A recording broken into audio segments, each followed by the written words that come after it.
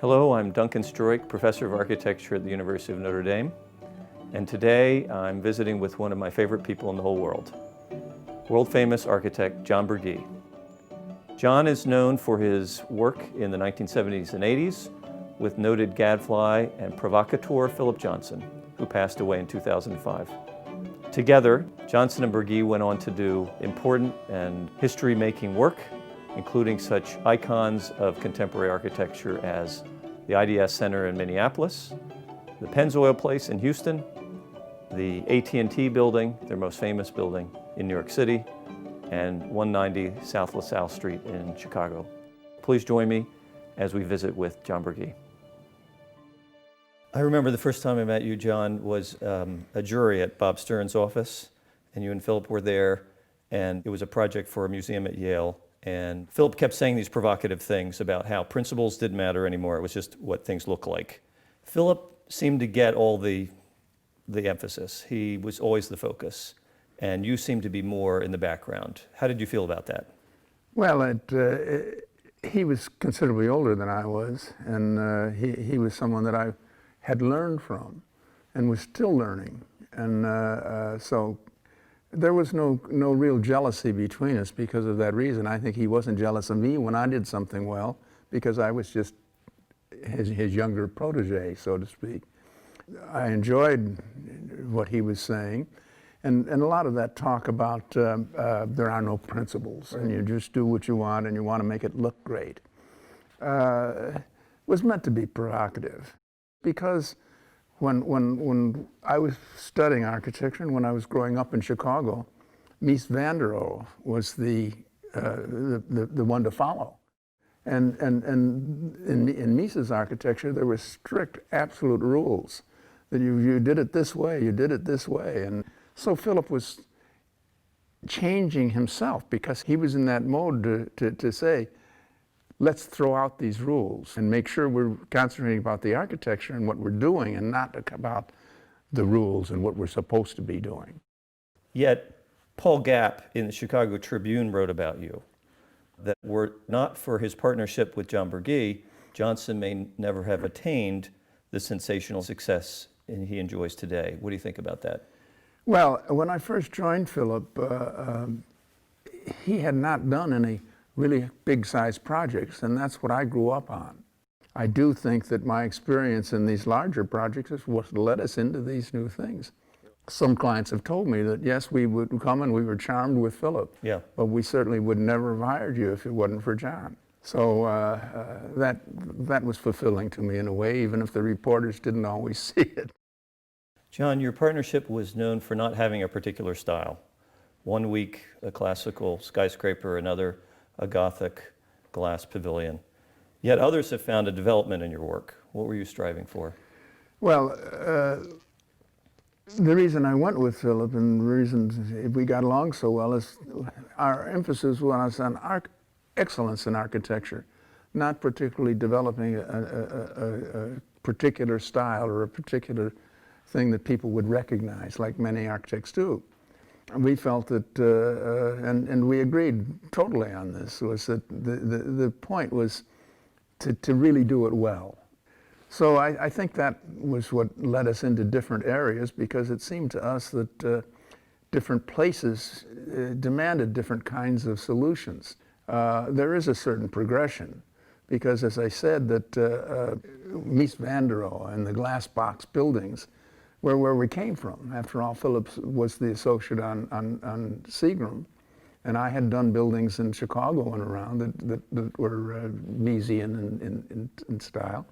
So as we began to shift away from that, it's not easy to always shift that hard direction that you're in. So you do a little searching yourself in finding where you're going. And so when you get into trying something that you hadn't done. For instance, AT&T was their first stone building. We didn't know anything about stone. We had to try and learn from and study the old stone buildings as we returned to trying to do something like that. And then, of course, after the stone building of AT&T, we went to TRANSCO Tower. Right. And it's a glass tower. So Yes, we did change, but we changed according to what we felt was the particular need at that particular site. You yourself are a native of Chicago, That's correct. son of an architect. That's correct. Went to architecture school at the University of Notre Dame, went to work at your father's firm, Halliburton, Root and Burgee, then went to, for a number of years, 8 years I think, at one of the major Chicago firms, C.F. Murphy. At 33, you were a rising star in Chicago. So John, what caused you to move to New York to work for Philip Johnson? When Philip came along and invited me to come to New York, and we hit it off in a personal way, I felt, you know, he's doing just what I want to do. It's just what I feel my career should be. And I felt I'm still young enough, this is the time. How did you meet? How did you meet Philip that he would make you this offer?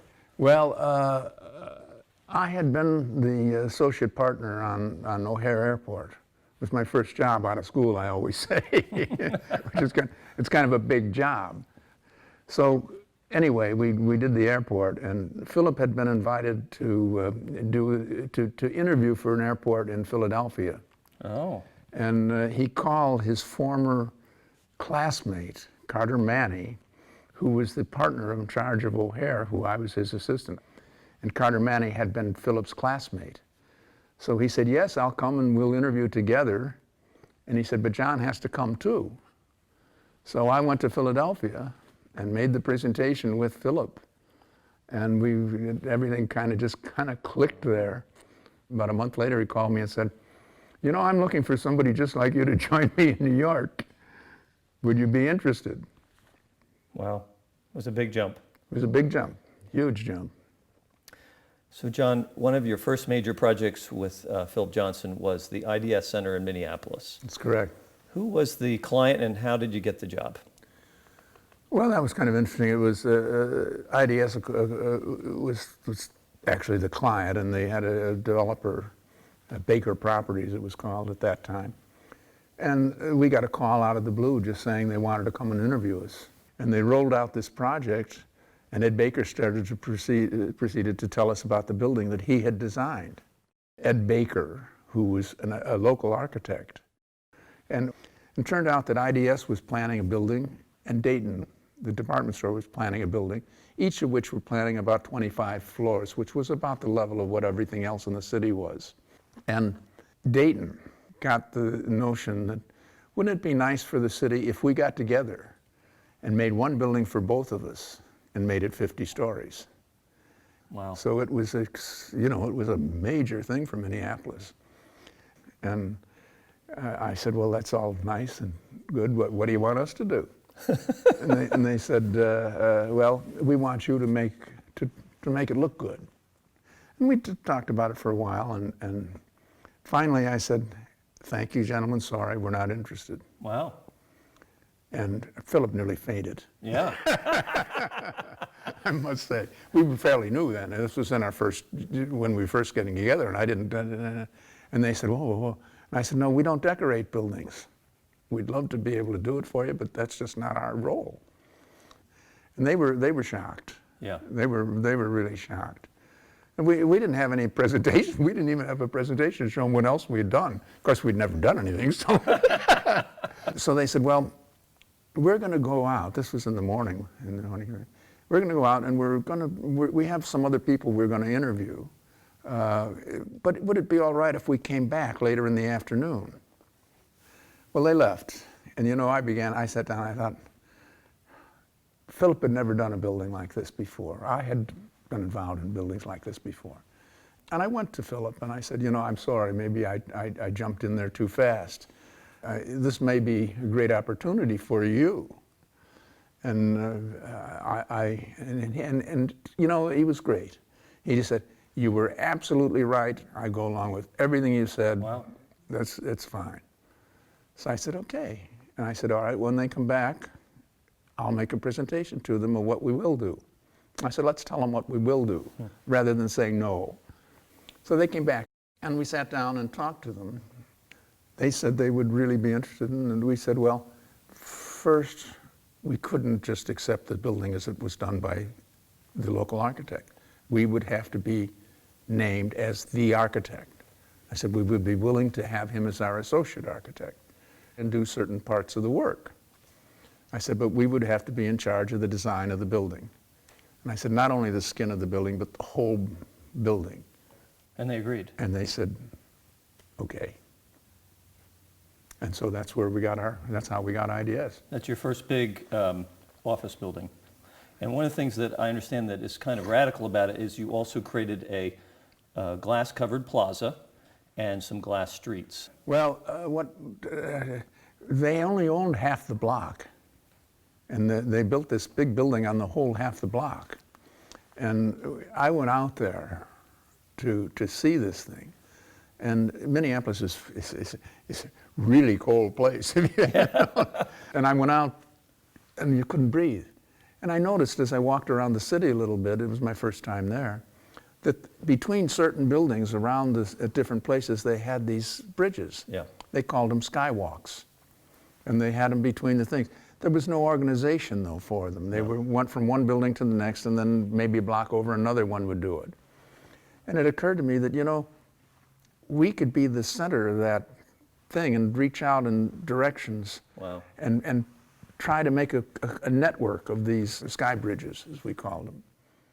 John, one of your next big projects was the PENNZOIL place in Houston, where you built two 36-story towers next to each other. This was really a break, even more than IDS, from the Miesian glass box. Can you tell us about it? Well, it's an interesting thing that we didn't know GERALD HINES. We had never heard of him, and he'd never heard of us. And I got a phone call one day. It said, my name is GERALD HINES. I want to come and see you about a building. And I thought, well, that's unusual. Who is GERALD HINES? and he didn't know who we were. And he came, he said he had been told by one of the people in Houston that he should hire some better architects. And he said, well, who are better architects? And they gave him our name. And so he brought us down and introduced us to HUGH LIEDKTE, who was the chairman of PENNZOIL. And he was a very tough guy. HUGH LIEDKTE, he had been on the wells. He was a wildcatter at one time. And he was gruff. And he was in a speculative office building in Houston. It was a typical aluminum glass curtain wall out of the catalog type thing, you know. And he said, I don't want to be in a building like this. He said, I want something that when people look at it, they say, that's PENNZOIL. Mm. And he said, it's got to have some distinction so that people know it. And we said, well, that's our specialty kind of thing. Well, when we got on the building, in Houston, the oil business is the business, and the big tenants were the oil companies. And so Hines wanted to build a building that PENNZOIL would occupy half of, but the other half had to be rented. And he was saying, look, nobody's going to go into a PENNZOIL building if their name is Zapata Oil or something like that. What are we going to do? Can we give them different entrances on different sides and call one the Zapata entrance and one the PENNZOIL entrance or something like that? And so Philip and I talked about it, and we said, well, could we do two buildings? Wow. On this property? Two out of one. Yeah, instead of stacking them, put them next to each other. So we thought, wouldn't it be nice to have a diagonal circulation between them? And as we talked about that, the diagonal became important with the two things on it, which made the shapes of these buildings. We thought that was pretty radical. Yes. To have a building with a point on it like that. We didn't know that we could even think of, can we present that kind of thing? And then we thought about, we'd been thinking what makes things identifiable, as HUGH LIEDKTE wanted. And all the old buildings, all the historic buildings were identified by their tops. Yes. Everybody knows the top of the Empire State Building, or the Chrysler Building, the perfume bottle kind of thing. So was PENNZOIL the first building where you really did a top? PENNZOIL was the first building where we had a top. And that's what led us to it, this thinking of how do we... Philip gives you credit for the taking two towers and having the top at a 45-degree angle. Is that right? Yeah, well, I remember we were struggling. And so my thought one night on the airplane, actually, we traveled a lot and did a lot of design on the airplane, napkins and so forth.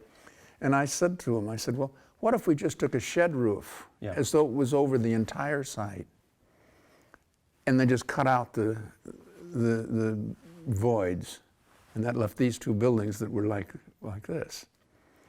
And we thought that was kind of a good idea. And we tried to draw it, and we couldn't. Really? Hard to draw? It's very difficult. You try it.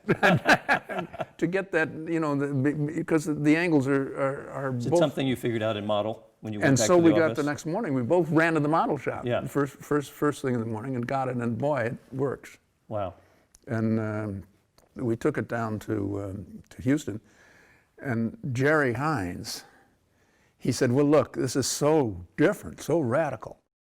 He said, I can buy the point. Maybe I can sell that. He said, but I can't buy a point and a too many things. Yeah.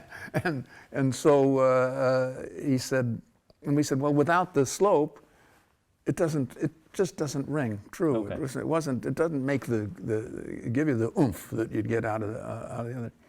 So he said, all right, we have to show it to LIEDKTE and see how they like it. Make us a model. And he said, but I want you to make the model so that the tops are removable. And so we made a model with the tops removable, we just cut off. Interesting. And we showed it to LIEDKTE with the tops on it first. Right. And he was very excited. He said, boy, this got some identity. He was really, and Jerry said, you know, those tops are very expensive. Exactly. The slope. Very and little he says, and then you bump your head. You know, they had all these reasons. And he said, we could save a lot of money. We just take, and he picked them up and put them down on the table. Yep. And Hugh looked at it, looked at him, and said, put them back. Ooh. This man was pretty tough. Yeah. And so he put them back, and they never came off again. Wow. So that really was a winner. Yeah. That job. And that peculiar silhouette that you get as you drove around the city. Yes. Became a really So the towers are only like 10 feet apart. They're so 10 at feet. one point, at most points, you see them together, and then there's certain points where you see the slot right between them. It jumps open and closed. Yeah. That's what I say. These, we used to call them parrot beaks almost. So speaking of angled tops and glass prismatic buildings and very radical shapes, you and Philip were not really known as church architects, but you did a building that is known world over, the Crystal Cathedral, for the famous Reverend Robert Schuller, the great televangelist. Well, it was an interesting time. I was away, I was on a trip, and I came in on Monday morning, and my secretary told me, she said, I hope you don't mind, but you had a call on Friday from someone in California who's going to be in New York today and wants to come in and talk to you about a job. And I said, well, did you tell him we weren't hiring? She said, well, I made the appointment. You weren't reachable. You were on the plane traveling. Right. And wouldn't you please see him? And I said, all right. But tell him he's got 15 minutes. That's great. And he's coming at 9:30 in the morning, right? And Philip wasn't there. And so she went out to get him, and he came in, and he had a green suit on. And he had a medallion hanging from his neck like this. And I thought, oh my goodness, we've got a California cuckoo. It was, I couldn't, and he came in the door, and I stood up, and he said, I'm the hour of power. No way. Yeah, and I thought, I'm the Empire State or something. You know, what am I going to say? It was really very strange. And so he sat down, and it turned out, of course, he wasn't interviewing for a job. He was interviewing us for his job. Right. And I asked him how he found out about us. He said, well, I was in an airplane twice this week. And both times I picked up a magazine, and there was a project by you. Okay. And he said, I figured I was up there. Maybe the Lord was telling me something. and so he made the appointment, came. And he said, well, I'm satisfied when he was leaving us. He said he wanted to build a new church, a 3,000-seat church. And his earlier church had been done by Richard NEUTRA for him. And I started to get serious, you know. And anyway, he left and he said, I think we would like to get started together. He said, one thing I want to know about your partner. And I said, what was that? And he said, would I have a spiritual experience with him? And I said, most definitely. I have no question that you're going to have a spiritual experience with him. And Philip came in later that week, and I said, I told him about the interview, told him about the thing, and I said, he has this television program. Welcome to an hour of power. Each week at this time, we join Robert Schuller in an hour of inspiration for daily living. In New York, it was broadcast at 7 in the morning, Sunday mornings or something like that. And so Philip got up and watched the program the next Sunday and called him on the next Monday and told him what a great program it was. and from there, it went on to this church. And he started talking about the importance of his ministry and the importance of California. And he's talked about California, the beautiful trees, and people come to California because of the wonderful weather and the sky and the trees and nature. And his ministry was not this mysterious ministry that locked you out and you had to have the special password or something to get in. That he wanted to invite people in, and the people in should be able to see out. And so when he left, I turned to Philip and I said, you know, this guy's talking about a greenhouse. Yeah. He wants a greenhouse. And so that led to the building. And he loved it. Schuller loved the greenhouse. Well, yeah, when we made the model of it, then we made a model. You know, it's kind of a traditional shape. It was a nave squished down and the crossing pulled out a little bit. It was, and if we're going to make a greenhouse in this weather, you got to do something to reflect the heat. That's what's led us to doing this glass building. So that's the great fun of this, of being in this business, is that they all have their headaches and they all have their rewards.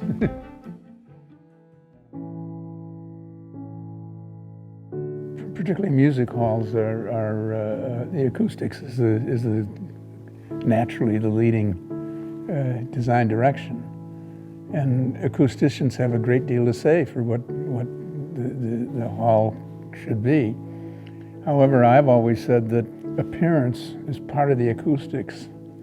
Is that when you see good or feel good in a place, you are more receptive. Well, the Studio Theater in Kennedy Center, we just made it a jewel box, is what the idea was. And I think it worked out pretty well. Well, the Indian one was a very interesting one. We convinced them to consider doing a theater for Indian music, which is acoustic, not amplified. So it became a real study in reflectors and reflectances, and the acoustics worked out very well. Burden Hall at Harvard, that was really the first project I did with Philip Johnson. I remember it was getting done, and I said, Philip, look. And he says, what do you look? And I said, you know. So great, John. We're finally here at Hahn Hall. This is it. Glad to finally see it.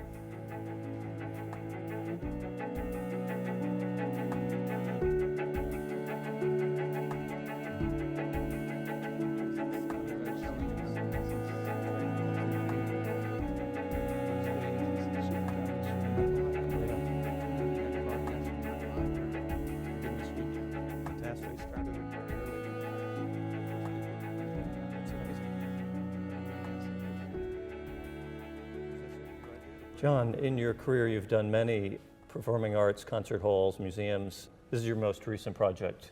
How did it happen? Well, I was on the board of the Music Academy, and this hall, the frame was here, the building was here. It was designed as a rehearsal hall, but it would look like a gymnasium. And I said, well, there's no point in turning the structure over. We'll strip everything off and keep the structure. So we saved ourselves $4 or $5 million. And I then entered into doing the design. The major problem, of course, was that our school ends in August, the end of August, and it opens in the middle of June the next year. So all the work had to be completed within that time. Like 9 months? 9 months. Fantastic. And we were all ready to go, and the day the students left campus, the contractors moved in. Congratulations. We did it. I think it's a knockout. Thank you. It's a 350-seat recital hall, and what strikes me is the patterns, the geometries, and this amazing ceiling. Well, this is a Mediterranean place, and historians here, this is not a landmark, but it's what they call a place of historic interest. And so the exterior was dictated to be Mediterranean. So we reworked, we redid the whole exterior as new, Right. but it was in this time. In the inside, we carried in the feeling of the thing, and the ceiling pattern comes from Andalusian or Moorish type pattern book. The reason it's grilled like that Yes. is that the acoustician required a great volume, greater volume than air than we really could get with the ceiling. So he wanted the ceiling open as much as possible. So we made this is really a grid, and it is open all the way to the roof. And so we got the maximum volume for the acoustic reasons. It has, the interior has a very festive opera house theater feeling. It's kind of jazzy. And then there's this very interesting back wall of the stage. What's going on here? Well, this has to serve two purposes as it was started. Its primary purpose is a recital hall for performances to the public. And often the way that's done is a shell is put into a larger stage. That was not what I wanted to do here. I wanted it to be a recital hall in itself so that it became a complete room and not with something with a shell in it. And so we designed this back wall. These are really acoustic shells. They're all movable and they all go away. Okay. And then the But stage it looks permanent. It looks like it's part of the architecture. That's what I wanted it to look like, that it was permanent, and everything in the place is designed around a recital hall. They do need it for the whole orchestra to practice every day. Okay. We have an 85-piece orchestra that plays. And so every morning, this is open, the shells are all pushed away in the orchestra practices. They all come back in at noon, and we have master classes in the afternoon and performances in the evening. So we avoided having a shell in a big space. And my understanding that in these kind of spaces, the acousticians want to, like you said, volume, but they also want to break up the wall a lot. And you've done a masterful job of Well, angles. the walls aren't parallel, and then we curved and made the side walls not straight or not flat, so that we had dispersion of the sound waves. And then between the panels, we put these smaller columns, which affect the other wavelengths and things. It's all, and the acoustics were very pleased with it. I thought you were the expert at acoustics. Well, I tell them sometimes. They don't always take my advice, I'm afraid. So this is really your latest building. Performing arts building, yeah. Okay. And you continue to practice. Well, I do consulting work now. I don't have a drafting room anymore. It's important to you as an to keep practicing. Of course. What do you love about architecture You don't so stop much? being an architect. No? You can't retire being an architect? No, not at all.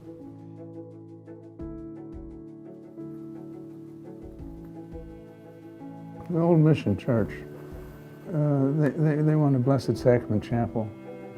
And this is, I'm taking a motif from the Chumash Indians, who were what the mission was here for. And they had this Gloria, as it's called, over their original altar. And I'm using a version of it to represent that historic time. It's pretty simple.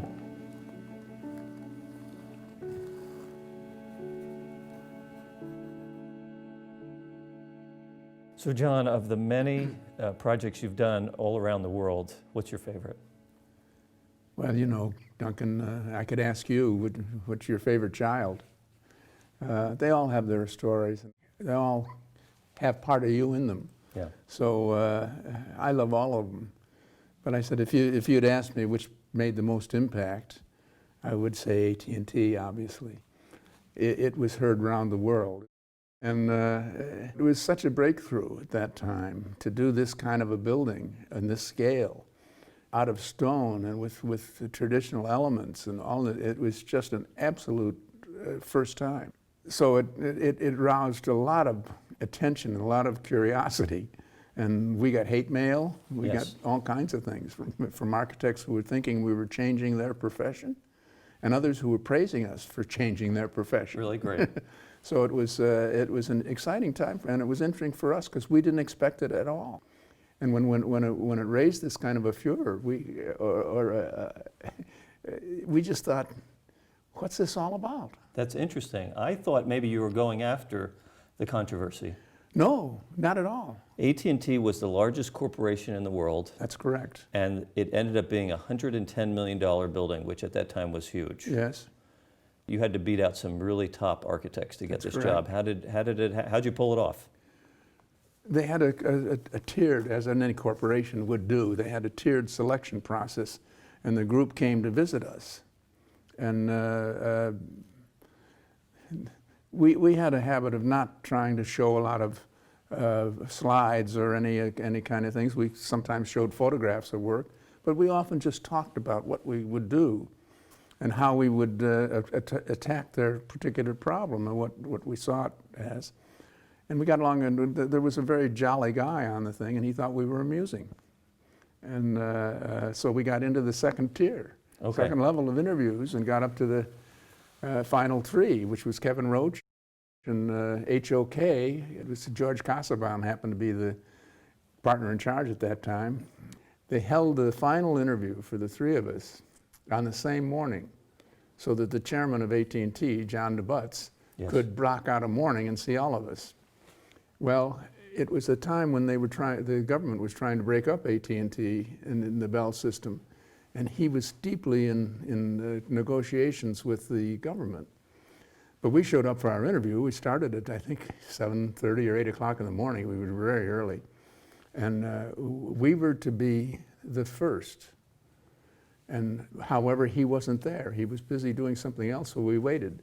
Wow. And while we were waiting, Kevin Roach showed up in the same waiting room with 3 assistants or 4 assistants and 3 or 4 carousel cameras things. He had the great reputation of making it wonderful, I've seen it, and it was wonderful. Slideshows of his work on multiple cameras, fading in and out and doing all kinds of things like that. And then we were still waiting, and we were waiting to go in. And George Kassabaum shows up with Oh my goodness, all in the same room. From HOK. Ouch. And he came with 2 assistants and box full of models Wow. that he had made models of the thing. And we had one little brown envelope, and we had 3 photographs in it. We had Seagram Building, IDS, and PENNZOIL. Yep. We had those 3 photographs. Wow. And our plan was just to talk about them and why they fulfilled their need and how we would fulfill AT&T's need. And so that's what we did. We pinned up these 3 photographs and talked in that way, and we didn't have any fancy show or anything. One of them asked, I think it was DeButz asked me, how would you have the building show our character? Yes. Which I was, and so I said, well, we would talk to the 20 top executives in the company, and from that we would condense a picture of what you think of yourself. And we would translate that thought of what your company thinks of itself into a physical property for them to operate. And apparently that went over very big. Wow. And poor Kevin came in with all his slideshows and things. It took him a half hour to set them all up. And by that time, DeButz was busy on the phone with the Secretary of Commerce. Wow. And he had to leave Kevin's presentation a couple of times. And by the time they got around to HOK, It was all over. and we got selected. John, I remember the AT&T building as a watershed moment because I was in architecture school at the early 80s, and it was very controversial. On the one hand, Paul Goldberger of the New York Times called it the most provocative and daring skyscraper proposed for New York since the Chrysler Building. Hogwash, retorted Michael Sorkin in the Village Voice, AT&T will be the architecture of applique, the Seagram Building with ears. Was there a lot of controversy? There was much controversy because this building was a whole new direction of tall buildings in the modern era.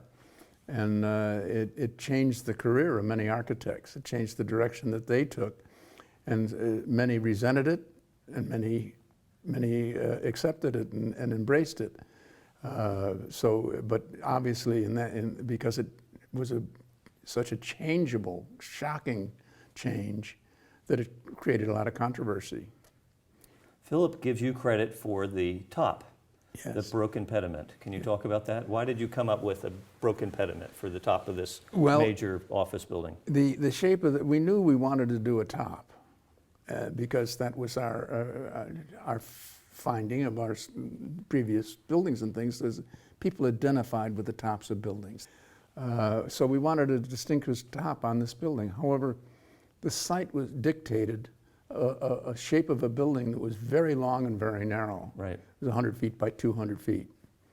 That meant you couldn't do a pyramid, you couldn't do a dome, you couldn't do all kinds of things. And so in talking one time, I talked about just a plain shed over the top. Yeah. However, that didn't have enough feeling to it. And so we broke the pediment, which is a classical theme of a pediment. However, we broke it in a very funny way. Mm-hmm. The idea being, we don't want to seem like we're really been here for 100 years or more. This is a new building, it has a new thing, but the broken pediment added that interest in that statement, that it was new and different. So after AT&T, an amazing number of prominent buildings. One that comes to mind is TRANSCO Tower in Houston. Well, the TRANSCO Tower, of course, is a building stands alone, and it is a 60-story building and among very low other buildings. So it's the steeple, it's the campanile, and of course it had to be because of its place in the landscape. We wanted it to be glass, and so we treated it in the skin like you would a stone building, but using the mirrored glass. And on the top we put the beacon, which reminded me and GERALD HINES of the Palmolive beacon that was built by my father, by the way, in Chicago. Really? Which became the Playboy building. So TRANSCO was a great glass, almost Art Deco tower. Another famous glass building that you did was in Pittsburgh, the PPG place. Well, PPG came to us, and they were moving out of the Golden Triangle of Pittsburgh into an area that was not very developed. It was a slum. So they decided to buy the whole urban renewal area and make a whole neighborhood. However, when we talked about the tower, again, this was a glass company. They told us when we started that it didn't need to be a glass building, but it seemed to us to be sacrilegious to not somehow use so again, we used the heavily mirrored glass and treated it as a stone building with the crenellations. I always thought that these flat mirrored buildings were boring. Yeah. And unless you had a beautiful Eiffel Tower or something to reflect in the... Right. So we crenellated the building around the sides and made bays, and as you might in a stone building, and then topped the top with the points. And then, John, for something totally different, you and Philip designed an oval building, a series of ovals stacked on top of each other, 53rd at 3rd in New York. The idea on 3rd Avenue was not known as a high-class street at the time. There were speculative buildings on it, but not. And so it was a wall of buildings built straight up to the street. And we came up with the thought of bending the building back. We didn't have a site big enough to make a plaza, but we bent the building back at the corners, which eventually came into this oval shape. And it made the building seem, as you looked down the street, like it was sticking its chest out. Mm-hmm. Like it was, and it looked like it actually exceeded the property line. So it worked very well. But we then ringed it with granite, flamed and polished, and stainless steel. And to give it some shape and some distinction on the skyline, we set the ovals back in one direction. And it was a purely speculative building, and it became quite successful. The critic, however, from the New York Magazine wrote up the building in the time, and it was not meant to be very complimentary. And he named it the Lipstick Building because I suppose of the oval shape and the red lines on it. And he thought that was being very clever. We thought it was pretty good. We liked it. We liked the name of it, and it stuck with the building. You could get in a taxi cab anywhere in New York and say, take me to the Lipstick Building, and they knew where it was. You did a School of Architecture at the University of Houston. And this is an interesting one to me because it's kind of an homage to Ledoux, to an unbuilt building by the famous French architect Ledoux. Yes, this one was directly influenced by Ledoux. Although if you look very carefully at the Ledoux building and ours, it's quite a bit different. The window spacing and all the things are different. The top is even different. Ledoux, You and Philip always wanted to do Ledoux. Well, not Or this seemed to be the right project for it. Well, it was an educational building. It was the building, and because of the top, it just looked like an architectural thing. So we took that. And Ledoux's top, by the way, is round. We did our top is square. Right. It was called by the students, by the way, the crowning glory. In the early 90s, you did your first, and I believe only project at this time back in Chicago. 190 South LaSalle Street, I believe one of your finest essays in classical architecture. Well, when we got the chance to do building Chicago, Chicago being the great architectural city in this country, at the time was doing strictly Miesian type glass and steel box. And we had gone beyond that by then. And we thought about the history in Chicago, and the great history was stone buildings with gabled roofs and different expressions at the top. And we used that as our starting point to develop this building. It's kind of a reflection of John Root's earlier buildings. And of course, we're directly across the street from Franklin Wright Rookery. And we took off in that direction. Then one of the buildings that I think of as a quintessential Johnson Burgee office tower at this time is the Atlantic Center in Atlanta. You did it for IBM, and it has many, many of the themes that you've developed, the large arch at the base, the stone facade often in granite, the very interesting top, kind of an Art Deco top or some kind of a pyramid at the top. Were you thinking about those themes at the time, or were they just kind of natural for each different building, each different place? Well, we were developing on that theme, no question about it. We were always very interested in establishing an entrance, and that's where these big arch entrances came, because when you have a building that's 50, 60 stories high, and you have a ground floor that's only a few, 20 feet at most down at the bottom, you have a little mouse hole to crawl into. Right. And it seemed that you should be able to grasp a whole building by just coming to it. And if you see the big arch, you know there's the entrance. There's no question. You feel comfortable that and then there's usually a great lobby behind it. And then we, because that's the last space in an office building that has any grandeur is the lobby. Once you get in the elevator, you're dead. Yeah, just offices. So is it fair to say that one of the things that you and Philip Johnson were really about was creating monuments, monumental architecture? Well, I don't know that we'd call it monumental. It wasn't a thing to come out and just make a monument to somebody. We wanted them to be distinctive, I would say, more than monumental. We wanted the quality to show, and we wanted them to reflect the company. AT&T, DeButts told us we want the greatest building in the country because we're the greatest company in the country. Wow.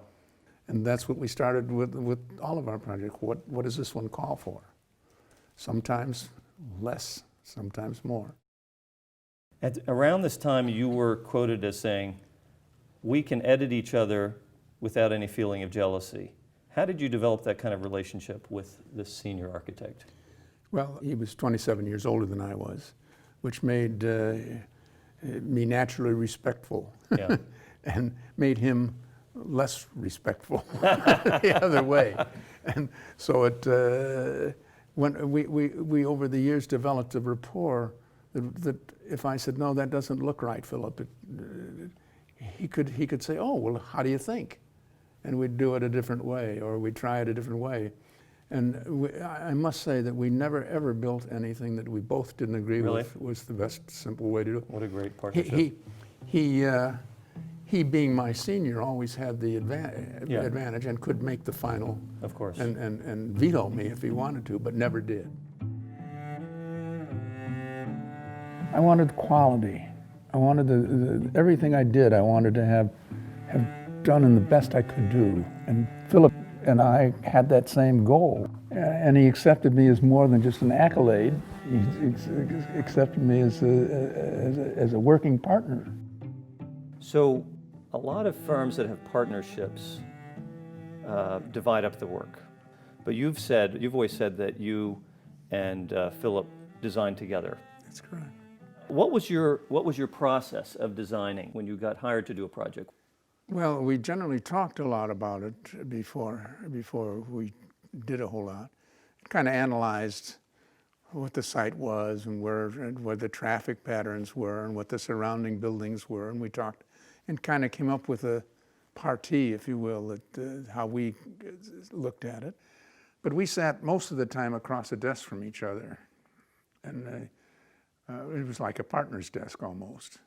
And we sat there most of the day, believe it or not, and bringing in different sketches and working on them together and passing them back and forth. Really? And that's how it generally got done. It never got, I wouldn't say never, but very seldom got done that one of us would say, here, you go do this, or this is the way we want it. It would be a joint effort. And we depended a great deal on models. Was that a typical thing for firms like yours? No, very, very untypical, actually. It started actually before I came, and when I first came, it took me some adjustment to get to it. Usually firms had draftsmen that would cut cardboard and stick cardboard and things together, or foam core or something. This was saws and planers and joiners and all kinds of professional, and we had 2 full-time model makers. They had no architecture, but they were craftsmen. Wow. And we cut and we'd start with block models of the building, and we would usually meet after lunch in the model shop and go through all the models that were in process and make changes. Oh, really? Right there, cut this end off, take this out, throw that out. Wow. The clients like these models, is that right? They loved the models. It helped them visualize, but it helped us visualize. Okay. It was I mean, even particularly when we were doing AT&T, for instance, we not only built the model of the buildings and the top and all that kind of thing, we built models of the moldings, full size. Really? And we built models of the arch at larger scales. Wow. And ground floor, just all in foam, so we could see how high, how big. So that's really how you measured proportion of things, we or did how things proportions looked, was through the model. Yes. Well, the model particularly we used to show clients a final project when we were ready to get approval. And I remember particularly the AT&T, we made a model that was about 4 or 5 feet tall. And we brought it into the boardroom and set it up on the table. And I said it'd be dramatic, we put a sheet over it. Yeah. We put a sheet over it until they all assembled at the boardroom. And John DeButz came in, and we made a little speech about what we did and how we were thinking about it and all this kind of stuff. And then I pulled the string, and the sheet fell down. And everybody sat there in absolute quiet because nobody had seen anything quite like it, I guess. Right. We were used to it. We were surprised. And he was there, and he said, and DeButz said, well, he said, I want to hear from everybody in this room, but I like it. And he slapped the table with his hand, and then he started around. Now you, what do you think? He better like it. It was a done deal once Right. that hand hit the That was table. good. That was good. But it was very funny. People there were some modernists there, Yeah. and other people that kind of got all tongue-tied trying to say that it's different, and it would be interesting, and but it's really far different. It's so beautiful, but different, you know? And things, they would go on like this, and finally he says, well, I'm glad you all like it. and that was the approval. So John, I think of Philip as being a big picture guy. Were you and he at all interested in the details, in these moldings, in the window muntins, does that matter? Did that matter to you? We no, every detail, we worked those details out on our table. If it got changed, it'd come back and we would talk about it if it didn't hold the glass right, or if it didn't. But the size of the mullion, the depth of the mullion, the way it held and everything else, it was all, two of us did it. That's what was fun. That's why I loved the practice the way we were in. It was a real partnership. You couldn't do it in a big practice. You just couldn't do that kind of thing. And it just was exciting and when you go to the building and every single detail, you knew that mullion was 8 inches deep and 6 inches wide. If it was wrong or you didn't like it, it was our fault. So John, one of the questions I've always wondered about is, what would you two have done if you hadn't become a partnership? Would Philip have embraced classical architecture if John Burgee were not in the picture? Or would John Burgee have embraced classicism if Philip weren't in the picture? Philip's background in classical things was much greater than mine. He was a historian before really being an architect. You know, he was the museum director first, and then went into Harvard to get his degree in architecture. I was educated in Notre Dame. He was educated at Harvard.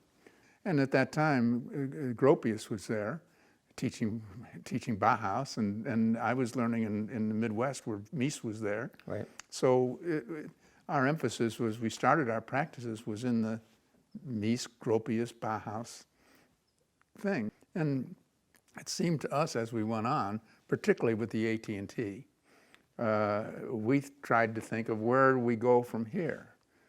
And that led us to thinking of, well, we learned from where we were. And we looked back at some of the great buildings of the past. And what did they do?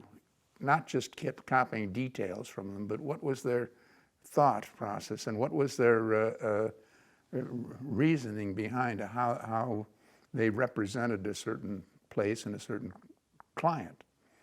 And that led us to think, well, we're going forward, but back. Remembering the history, right, but going forward with it. Right. That was what our attempt was.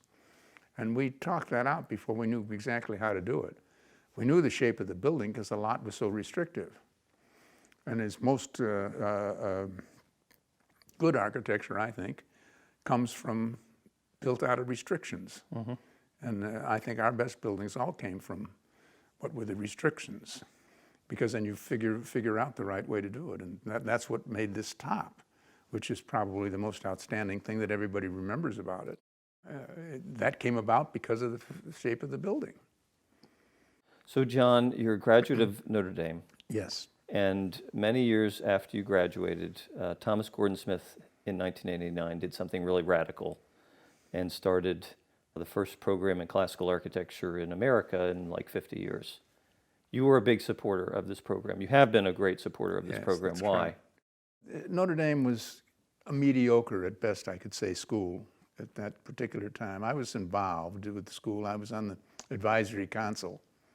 They needed a new chairman, they were called at that time, but the dean of engineering was very sympathetic to the architectural school.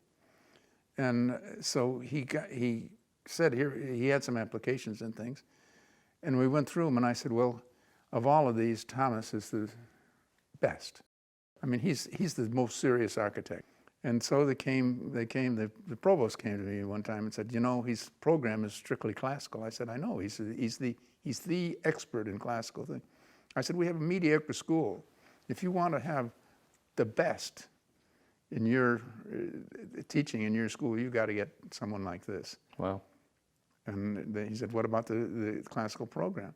I said, well, I think the classical program, frankly, is absolutely the best way to go. Not because of the style that you're looking at, because to me, classicism and teaching classicism isn't about the style. It's about the way you approach education and the way you approach architecture. And as far as I'm concerned, you could take a classical education program and it would serve you in anything you practice after leaving the... Yes. But the education that you have from the classicism and the classical way that you're taught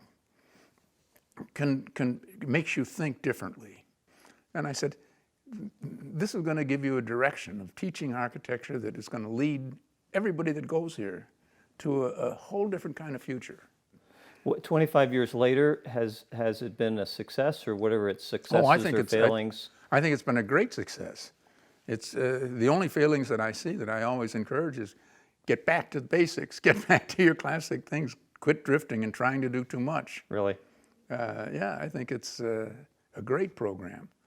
I think that the students that I talk to, at least, that are there or graduating from there, are very enthusiastic about it. I never knew an upperclassman. I never talked to any of the upperclassmen that complained about the program. They complained about the professors. Duncan Stroik is too tough. I heard that one constantly. But the great thing is that to teach drawing again. I mean, most schools now use the computer for everything. Right. Now, I know it sounds old school maybe, but to me, the tactile thing of holding a pencil in your hand and putting that pencil on the paper and making that line made you became one with the design. It's a feeling of that pencil on the paper. You don't draw that line unless you think that that's going to help something in the design. And if it doesn't, you throw it away. But you try another one, you know. But it has to be the thought that goes into that.